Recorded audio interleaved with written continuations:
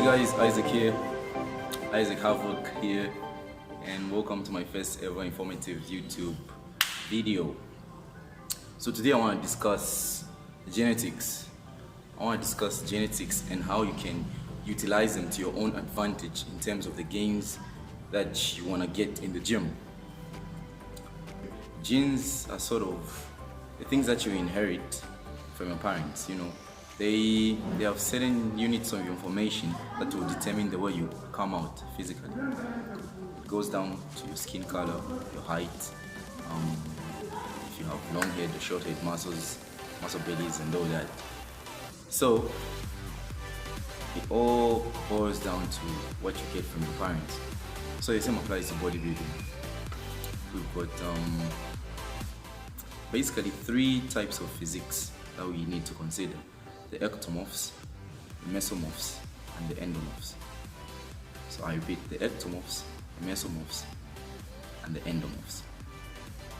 Ectomorphs are those people who find it really hard to pack on a substantial amount of muscle. Be it fat or muscle, they really find it hard to, pack on some mass and size. And then we've got the Mesomorphs. Mesomorphs are those kinds of people who are like in between. They gain muscle easily, but naturally they've got a low body fat percentage. So they find it really easy to pack on muscle and size. Endomorphs are those people who actually gain fat easily as compared to muscle. Like, they really gain fat easily. They don't even have to try or put in effort. It just comes natural. So we've got three different types of physiques. Now, how do you know which category or which physique you fall into? How do you know that? Well, basically the first thing that you need to understand is that you need to understand how your body works, how it responds to exercises, diets, and stuff. So, let's say you find it really hard to gain muscle.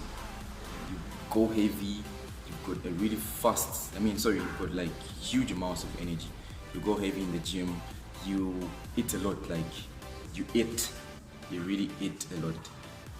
But at the end of the day, you've got this tiny amount of, muscle mass that you pack on. But while you're eating this and working out like this, you're gaining this. So then it's quite obvious that, you might be an ectomorph. So, ectomorphs are skinny. If you look at the wrist size here, like the thickness, it's really, small or narrow. The same applies to the ankles. But for those, like the Mesomorphs, they've got really huge, really thick wrist here. That makes them, have a very, very huge bone density.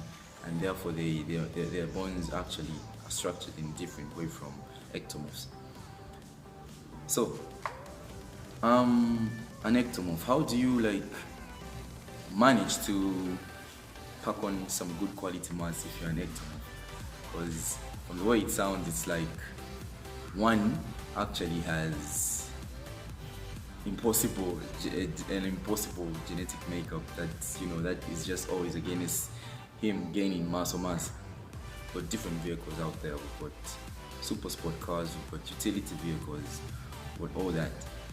So super sport vehicles like the Lamborghinis and the Ferraris, those consume a lot of energy for them to even cover up a short distance as compared to utility vehicles.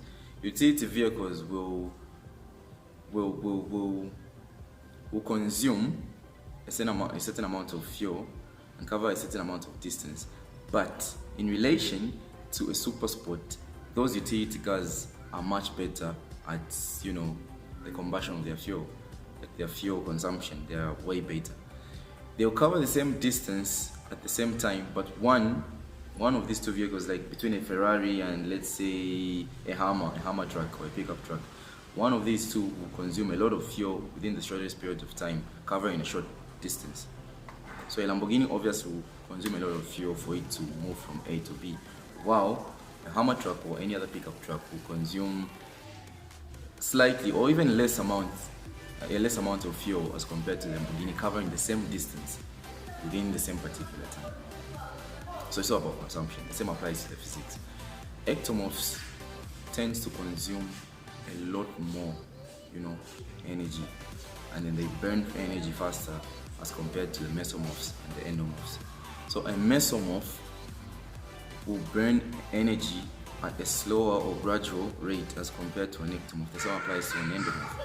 An ectomorph can consume a lot of food but burn up a high percentage of that food, like most of that food will go to waste from energy, unlike Mesomorphs. Mesomorphs will really burn fuel or their nutrients at a slower rate, and thus the absorption of those nutrients is higher as compared to ectomorphs. Endomorphs, on the other hand, I think they've got the slowest metabolism among these three. Endomorphs rarely burn, their nutrients as much as Mesomorphs do. Their metabolism is really slow. It's way slow in such a sense that they tend to store up a lot more energy in form of fat or glycogen as compared to the other two. This now brings me back to how you can work around your category. A person who's an ectomorph and a person who's a mesomorph or an endomorph cannot train with another person, cannot use the same training regime or diet plan as the other person in a different category.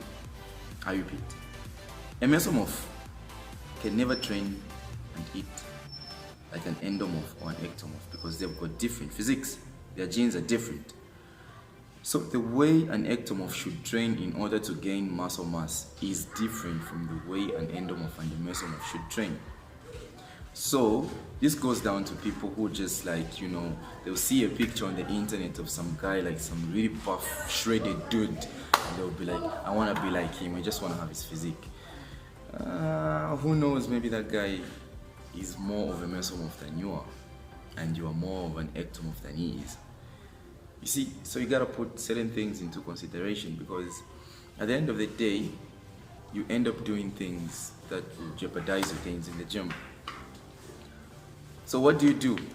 So I'll cover these three separately. First of all, I'll cover the ectomorphs, and then I'll move over to the mesomorphs, and then the endomorphs. See you on my next video.